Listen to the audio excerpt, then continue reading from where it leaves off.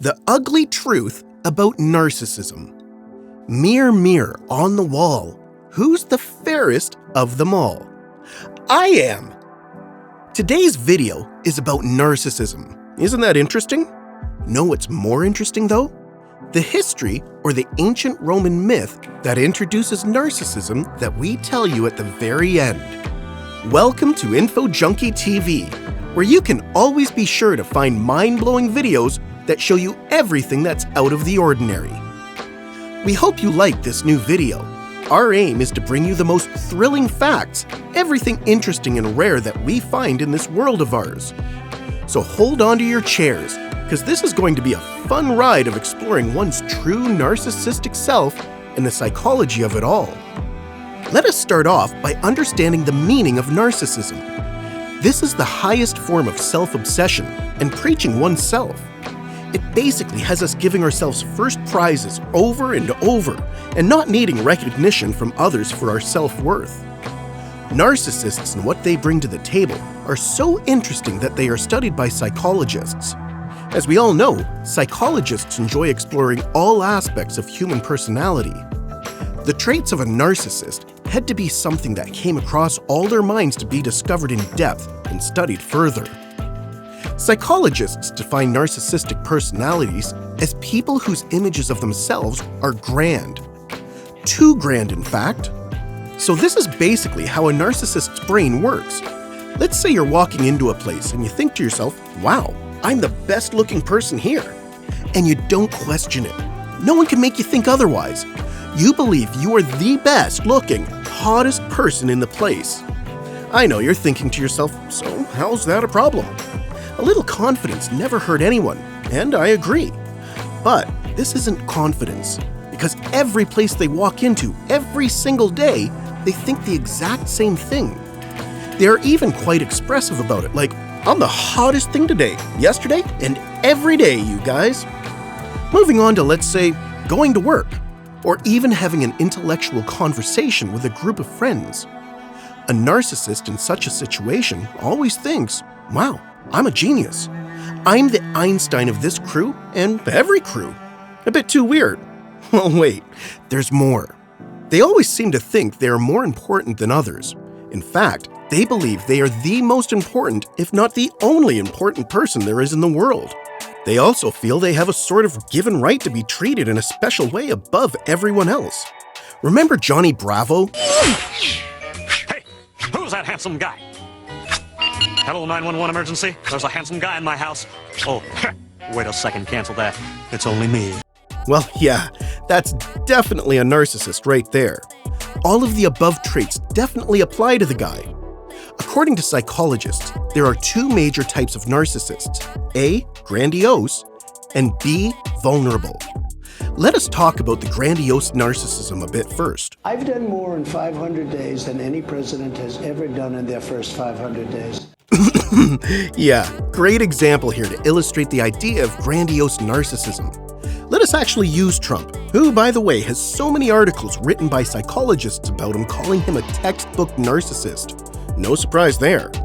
Anyways, the traits of grandiose narcissism are 1. Extroversion, 2. Dominance, and 3. Attention-seeking. Psychologists say that those who are grandiose narcissists often go after positions of power, like politicians. Presidents of the United States, maybe? They're the best out there, aren't they? Ring any alarms? Yes, one of the ways to prove that Trump is in fact a narcissist. Let us look at ways he shows these three characteristics, constantly saying, I'm smarter than they are. I'm richer than they are. I'm a very stable genius. I am a stable genius. Putin did call me a genius. People would say I'm the super genius of all time. Anyways, people diagnosed with grandiose narcissism often seek such positions of power for praise and attention. Just reassurance to what they already believe, which is that they are in fact the best at everything. Vulnerable narcissism, however, is not as loud as grandiose narcissism. These narcissists just believe what the grandiose narcissists believe and feel entitled to basically everything in the very same sense, yet are not as vocal about it. They also are not as confident as grandiose narcissists because they are threatened by the smallest of things. Yet, grandiose narcissists are threatened by nothing. These people believe they are unstoppable. The real question is, why are we going on and on and on about all of this? To make a point. We know you think they are harmless, but they are truly the exact opposite. These people have extreme forms of selfishness that are just unbelievable. Imagine placing them in positions of power where they are the lead. No, I'm not talking about him again, but well, if the shoe fits, then I guess. Moving on. Narcissists do more harm than good in such positions, because instead of being leaders, they manage. They manage everything and everyone around them for their benefit only. So imagine a soccer game, and let's take Mo Salah as an example. Imagine this star athlete being a narcissist. Where would Liverpool have been now? More accurately, where would he have been now? Nowhere. Because the game is all about team spirit, isn't it? And even if you are the captain, you lead for others to follow and share the success of it all to make it work, right? Yet narcissists' brains do not function that way. Narcissists seem to think it's always their way or highway. Now, let's dig deeper. Imagine yourself dating a narcissist. How would that go? The relationship would be entirely about them, because you are of no significance whatsoever. You are tiny and they are grand. Also, anything they do wrong, they'll just justify to themselves. Because shouldn't you be thanking God every day for having them in your life? Actually, better, you should be eternally grateful that they agreed to be with you. When all of this is put out there in the world, it's not met well most times. Know how narcissists respond to that? Just do it! You blew it! Yep, and this is a calm anger episode. They get angry and resentful to those who disagree with them about their views of themselves. And if in power, what would they do? Yes, fire those who do not nod in agreement always. Want to go into more and more details? This gets eerier by the minute. Ever heard of narcissistic personality disorder? Well, we have, and guess what? It's not pretty. This is basically the most extreme form of narcissism, a diagnosis that applies to adults only and affects more men than women. It is not common, but those who suffer from it, and yes, I said suffer because this is suffering, honestly. So those who suffer from it make up about 2% of the world population. So let me list the characteristics of this disorder for you to be able to understand what this disorder is like.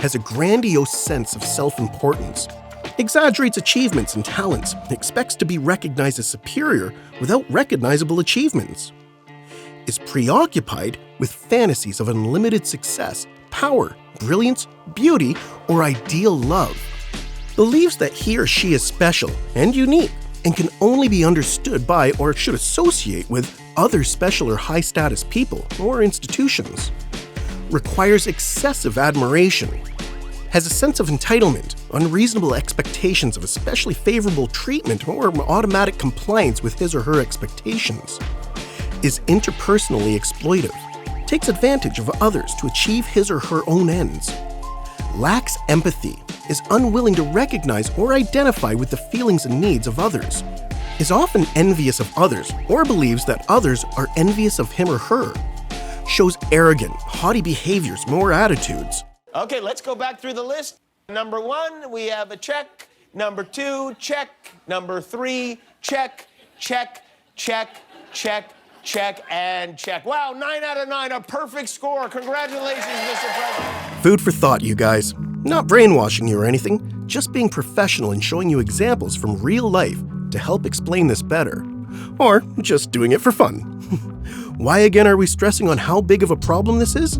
Because these people are so invested in themselves that they might harm others that get in the way of that. Anyone who dares rid them of that euphoria brought on by being narcissistic will be sorry. Imagine giving them constructive criticism. Well, that would not be fun at all for those who criticize them. Even though you're trying to help them better themselves, they can't see it that way. They believe they are already the best, and your criticism, constructive as it is, breaks that. So might as well break you and tear you down. Causes of narcissism? Just kidding. This disease has no direct cause. Some have pointed fingers at the environment at which they grow up or are surrounded with. Some say twin studies showcased it as something in the genes, but what exactly? No one has discovered. And this can't be true because what psychological disorder can be traced in the genes? It is all in the human mind, playing tricks on you. Parents who raise their kids in a way that make them feel too special, sort of like a mini-god, could be a direct cause of this. Or even cold parents that give zero attention to their kids could also be a cause of this.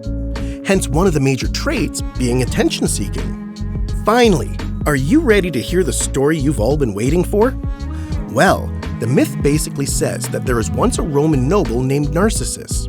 He was a handsome man looking for love. He declined women who tried to be with him because he felt he was better than them. Desperate and still looking for love, he one day passes by a lake and catches his reflection in the water. And guess what? He fell in love with it. He would not leave, and he actually drowned. This myth perfectly describes what we've been trying to tell you throughout this video. Thank you for tuning in to Info Junkie TV and watching our video.